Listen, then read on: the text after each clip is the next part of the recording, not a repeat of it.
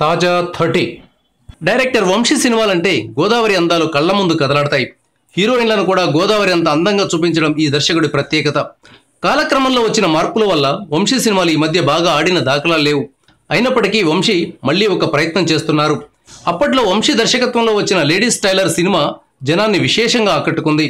రాజేంద్ర ప్రసాద్ హీరోగా నటించిన ఈ సినిమాను తెలుగు ప్రేక్షకులు ఎప్పటికీ మరిచిపోలేరు. ఇప్పుడు వంశీ ఆనాటి లేడీస్ టైలర్కు సీక్వెల్ తీస్తున్నారు. ఈ సినిమా పేరు fashion designer son of ladies tailor. దీనికి మధుర శ్రీధర్ రెడ్డి నిర్మాతగా వ్యవహరిస్తున్నారు.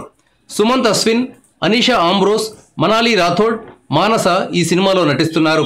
మణిశర్మ సంగీతం అందిస్తున్నారు. ఈ కాలానికి తగ్గట్లు ఫ్యాషన్ డిజైనర్ సినిమాను తెరకెక్కించినట్లు వంశీ చెప్తున్నారు. అప్పటి లేడీస్ టైలర్ కొడుకు ఇప్పుడు ఏం చేస్తున్నాడో అనేదే ఈ సినిమా కథ.